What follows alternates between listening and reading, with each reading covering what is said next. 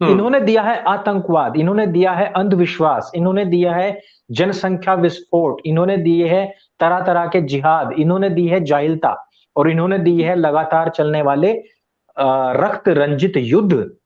उसने कहा कि आप मुजफ्फरनगर से जिस टाइम रुड़की की तरफ निकलते हैं, तो पूरे के पूरे क्षेत्र में रोड पे आप देखेंगे तो कोठियां खड़ी हुई हैं, और सब लोग यही कहते हैं कि ये हिंदू लोग अपनी कोठियां भले ही बना लें, लेकिन इनके ऊपर एक दिन अधिकार तो हमारा ही होना है। ये अच्छा। रियलिटी है, ये मुजफ्फरनगर क्षेत्र की। यस। और कैराना में जो बड़े बड़े लाला लोग थे उनको भगाया गया, उनके घरों के ऊपर कब्जा कर लिया गया। ये भी छोड़ दीजिए, आप कश्मीर की कहानी तो सभी को पता है।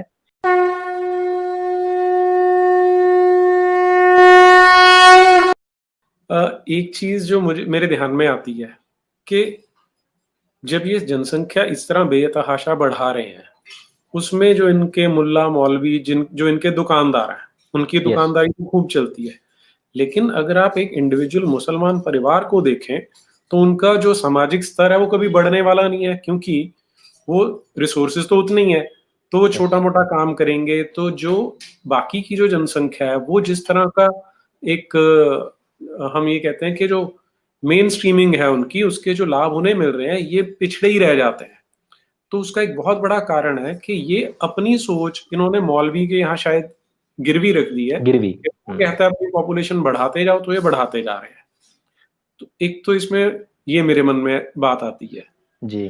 दूसरा, कि इसमें क्या कोई गर्व करने वाली बात है कि हम फास्टेस्ट ग्रोइंग रिलीजन है? अगर आप ब्रीड कर रहे हैं, तो उसे आप ऐसा सोच के देखिए कि हम जब वो एक पेट्री डिश में बैक्टीरिया कल्चर करने लगते हैं, तो यस। कई बैक्टीरिया आधे घंटे में डबल हो जाते हैं। जी। तो इसमें क्या बैक्टीरिया को गर्व करना चाहिए? या आप खरगोश का एग्जाम्पल ले लें, या आप सुअर का एग्जाम्पल ले लें, जो बहुत जल्दी ब्रीड करते हैं अपने आप को। यस। तो ये अपने आप में कोई गर्व करने वाला पॉइंट मेरी समझ में तो बिल्कुल भी नहीं आता है, जिसे इन्हें ये बताया जाता है कि गर्व करो। बिल्कुल। और एक और चीज जो इसमें मन में आती है कई बार, कि अगर हम संसार भर में आंकड़े देखना शुरू करें, तो आज संसार में 100 करोड़ से ज्यादा लोग हैं जो स्मोक करते हैं, सिगरेट पीते हैं। तो इसका अर्थ ये तो नहीं हो जाएगा कि क्योंकि 100 करोड़ लोग उसे पी रहे हैं तो वो ठीक हो जाएगा। यस। तो वैसे ही बिल्कुल। अगर इनकी पॉपुलेशन बढ़ गई है, मान लीजिए कि आज 170 करोड़ क्लेम किए जाते हैं, कोई 150 करोड़ बोलता है, जो भी संख्या हो, तो संख्या बढ़ने से आप ये तो हो सकता है कि आपके पास संख्या बल तो हो सकता है, लेकिन वो आप बुद्धिमान है या आपका जो कल्चर है वो बहुत अच्छा है, ऐसा तो उससे कोई मैसेज नहीं जा सकता। मैं इनका तीनों का ही आपको वो देता हूँ स्टार्टिंग से ही।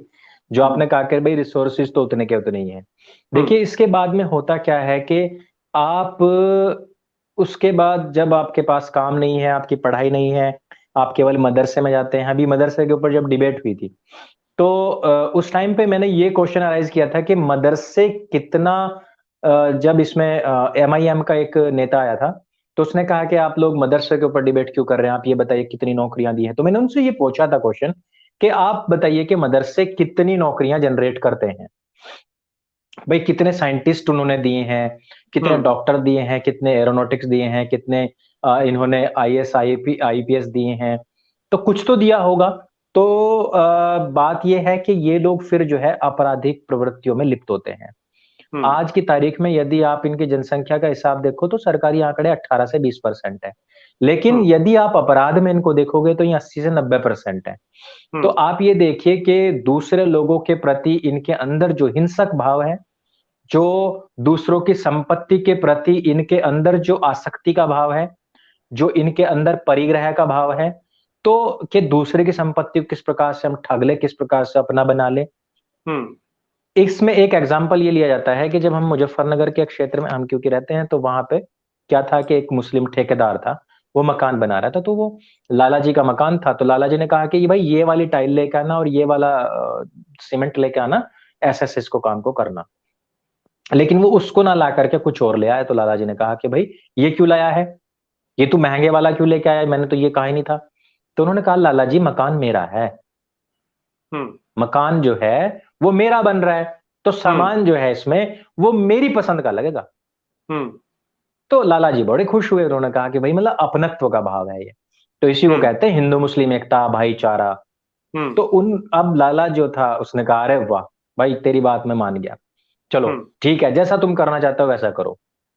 अब ये हुआ कि बिल जो था प्रतिदिन बढ़ता चला गया, फ्लोर पे फ्लोर बढ़ते चले गए, और बड़ा महंगा महंगा सामान, बड़े बड़े झूमर लगने शुरू हो गए। लाला जी ने कहा भाई इतना भी अपनापन ठीक नहीं है। तो उन्होंने कहा भाई ठेकेदार, ऐसा तो नहीं मैंने कहा था। तो उसने कहा लाला जी आपने ना उस दिन मेरी बात समझी नहीं।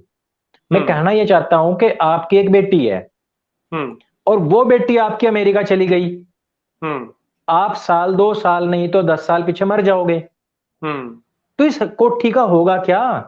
भी मेरे 10 बच्चे हैं, आखिरकार मैंने ही तो रहना है इसके अंदर, तो मैं अपनी समझ का सामान लगाऊंगा या आपकी समझ का सामान लगाऊंगा?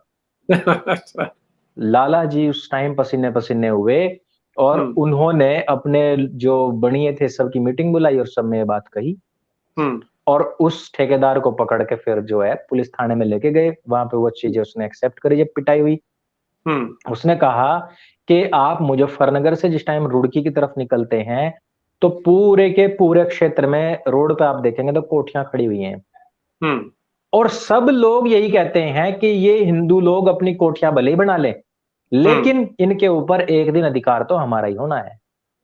ये रियलिटी है, ये मुजफ्फरनगर क्षेत्र की। यस, और कैराना में जो बड़े बड़े लाला लोग थे उनको भगाया गया, उनके घरों के ऊपर कब्जा कर लिया गया। ये भी छोड़ दीजिए, आप कश्मीर की कहानी तो सभी को पता है। जिस टाइम वहां बड़ी बड़ी हवेलियां बनी हुई थी, तो वहां आम दूध देने वाला व्यक्ति तक ये कहता था कि आप है ना इसमें ये दरवाजा यहां मत लगवाओ, यहां मत लगवाओ, यहां पे अच्छा नहीं लग रहा है ये। तो जब उनसे पूछा गया कि भाई ऐसा क्यों, तो उन्होंने कहा कि भाई आपको तो हम मार के भगा देंगे, हिंदू हो तुम्हें तो हम मार के भगा देंगे, तो फिर ये वापस तो हमारे पे आना, फिर हमें करवाना पड़ेगा सारा कुछ। तो ये रियलिटी है, ये कश्मीर में हो चुका है। लेकिन है क्या कि जो धर्म विमुख हिंदू हो जाता है वो गधे के समान हो जाता है। एक गधे के ऊपर आप सामान लाद करके लेके चलते हैं, और रोजाना एक गली में उसको मुड़ाते हैं, मतलब दाएं या बाएं, तो जब तक आप लाठी नहीं मारेंगे वो मुड़ेगा नहीं। जब नेक्स्ट डे आप उसको लेके जाएंगे वो सीधा निकल जाएगा। बैल दूसरा, बैल जो होता है आप उसके ऊपर चारा डालो अपने खेत से और सो जाओ, और सीधा घर पे जाकर खड़ा हो जाएगा। गधा कभी ऐसा नहीं करता है। आज की स्थिति में ऐसी स्थिति आ गई है कि बार बार जगाने के बावजूद लोग समझ नहीं रहे हैं। तो पहली चीज तो ये कि जब जनसंख्या बढ़ेगी इन लोगों की, और अनपढ़ होंगे, रिसोर्सेज कम होंगे, तो आपराधिक प्रवृत्ति में ये लोग जाएंगे। पहली चीज ये हुई। दूसरी चीज ये कि क्या बैक्टीरिया की तरह बढ़ने के ऊपर किसी को गर्व करना चाहिए? तो इसमें सबसे बड़ी बात यह है कि गर्व हो सकता है यदि आप उसको किसी इमेजिनरी से जोड़ दीजिए, काल्पनिक शक्ति से जोड़ दीजिए। काल्पनिक शक्ति का आदेश है, काल्पनिक शक्ति का एक ऐसा आदेश है कि यह सब कुछ अल्लाह की देन है। और जब बच्चा पैदा होता है तो उसके होने के बाद में अल्लाह स्वयं देता है सब कुछ। तो यानी कि आप पूरी तरीके से मौलवी के द्वारा हिप्नोटाइज्ड हो चुके हो। आपको वो तरह तरह की कहानियां, तरह तरह का जो प्रपंच है वो सब सुनाता है। एवरीडे आप उसके पास में जाते हो सारी चीज सुनने के लिए। दूसरी सबसे बड़ी चीज कि उन्होंने उन बच्चों के लिए पहले से पहले व्यवस्था कर दिया कि बच्चे को हम पढ़ाएंगे। बच्चे के लिए आपने मदरसा खोल दिए। मदरसे के अंदर जब बच्चा आएगा तो वो उस टाइम पे वहां पर पूरी जो उनकी कम्युनिटी की जो जिहादी स्टडीज हैं उनको पढ़ेगा। उनको पढ़ने के लिए जो पैसा है वो सारा का सारा कहां से आता है? वो सारा का सारा गल्फ कंट्रीज से आता है। देश के जो बड़े बड़े लोग हैं वो देते हैं।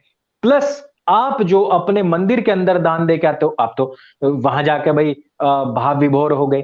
भाव विभोर होने के बाद में आपने देखा कि मंदिर के अंदर ये भी थोड़ी सी ये भी काम होना चाहिए, वो भी होना चाहिए, तो आपने जाके अपना गुप्त दान दिया। वो सारे के सारे पैसे के ऊपर आपकी राज्य सरकार का, केंद्र सरकार की पूरी नजर है।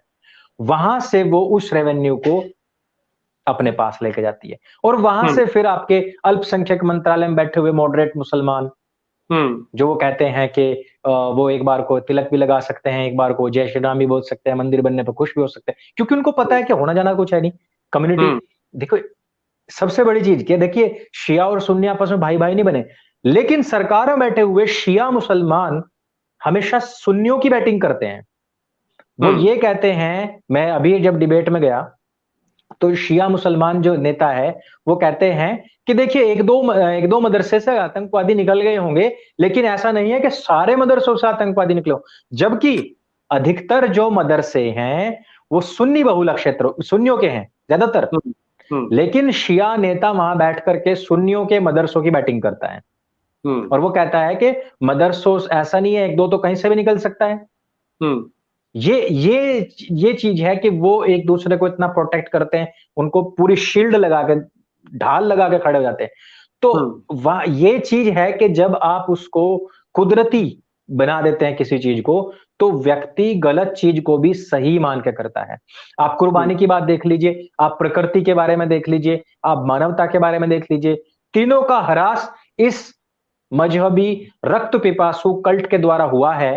प्रकृति का भी, पशुओं हम्म, का भी और मानवता का भी। सबका हम्म, दोहन और सबका शोषण हुआ है, लेकिन उसको वो ग्लोरीफाई करके कर देते हैं। तीसरी चीज जो आपने कही कि भाई आपने जो इतना कुछ बढ़ाया तो आपने दिया क्या?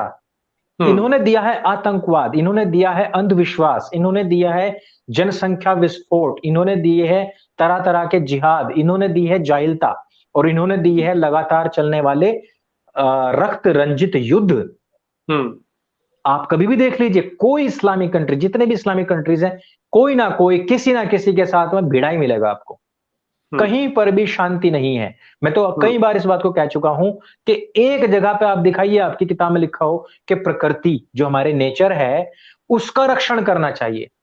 हम्म, एक जगह पे भी आपने लिखा हुआ कहीं दिखाया हो कि ग्रीनरी बढ़ानी चाहिए, पेड़ पौधे लगा करके इससे ये बेनिफिट होता है, वो बेनिफिट होता है, कुछ भी नहीं है। इनके हम्म, इसमें क्या लिखा हुआ है कि ये जो सब कुछ दिया गया है मनुष्य के अलावा, वो भी मोमीन के अलावा, जो कुछ भी है वो केवल और केवल तुम्हारे भोग के लिए है। हम्म, हर चीज तुम्हारे भोग के लिए अल्लाह मियां ने बनाई है। ये हम्म, सब चीजों का आपको भोग करना है, सब चीज आपके खाने पीने के लिए है।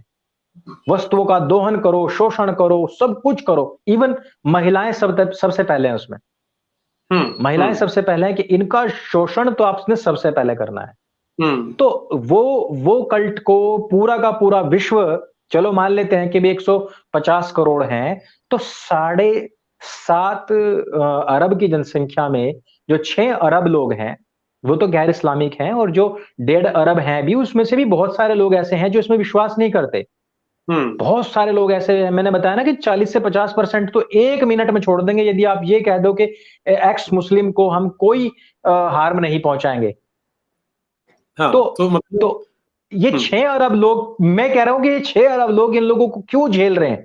बार बार सिर्फ एक चेतावनी दे करके। और कल आपने फ्रांस में देखा है, क्यों कड़े कदम नहीं उठाए जाते, क्यों इन लोगों को हर जगह बैन नहीं किया कर दिया जाता है, क्यों फिर भी शरणार्थियों को अपने देश के अंदर बुलाया जाता है? और शरणार्थियों की बात है तो क्यों ये गैर इस्लामिक कंट्रीज में ही जाते हैं? क्यों इनके 55 जो 56 कंट्री हैं उनके अंदर क्यों नहीं जाते हैं? इस प्रोपेगेंडा को समझने में लोगों को क्यों इतना समय लग रहा है?